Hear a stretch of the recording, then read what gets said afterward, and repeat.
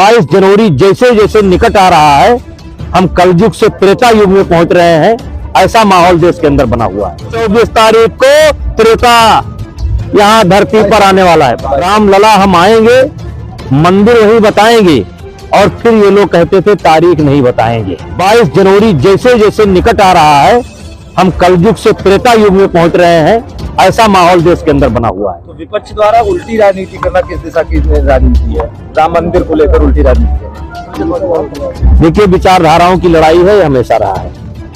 दैत्यों का और देवताओं का भी युद्ध हुआ है, और जब राम मंदिर आंदोलन चल रहा था, तो आज जो ये प्रश्न चिन्ह खड़ा कर रहे हैं, वो वही लोग हैं जो कहते थे कि रामलला हम आएंगे, मंदिर वही बताएंगे, और फिर ये लोग कहते थे तारीख नहीं बताएंगे।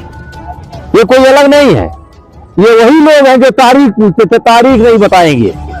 अब तारीख आ गई तो इनका दर्द बदल गया, और ये कोई आज की बात नहीं है, सदैव विचारधाराओं का संघर्ष रहा है, लेकिन जीत हमेशा सनातन की हुई है और सत्य के रास्ते पर चलने वाली की हुई है। 2024 में किस तरह देख रहे हैं? क्योंकि अगर इस तरह की राजनीति विपक्ष करेगा तो 2024 का चुनाव बिल्कुल सिर पर है। देखिए, विपक्ष ऐसा राजनीति कर रहा है जैसे वो किसी यूनिवर्सिटी के लीडर हो, विशेष करके दिल्ली यूनिवर्सिटी के लीडर हो, टुकड़े टुकड़े गैंग के लीडर।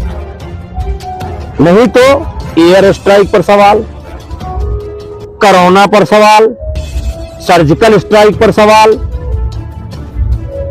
अर्थव्यवस्था पर सवाल, कोरोना की दवाई पर सवाल, मंदिर पर सवाल, सनातन पर सवाल। ये लोग जैसे जैसे उठाते जा रहे हैं, ये स्वयं पीछे हटते जा रहे हैं, लड़ाई से बाहर होते जा रहे हैं, ये लड़ाई से बाहर हो रहे हैं। सवाल उठाने वाले आप राम यात्रा पर राहुल गांधी न्याय यात्रा निकाल रहे हैं। देखिए, मैंने पहले ही कहा है कि एक छात्र नेताओं को जितना समझ होती है, उतनी समझ भी राहुल गांधी को नहीं है।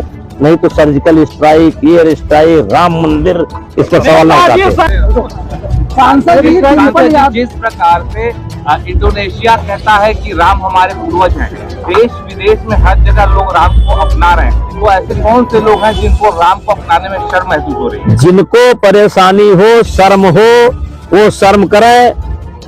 कलयुग में मोदी जी ने त्रेता युग ला दिया है। 24 तारीख को त्रेता यहाँ धरती पर आने वाला है, 22 तारीख को।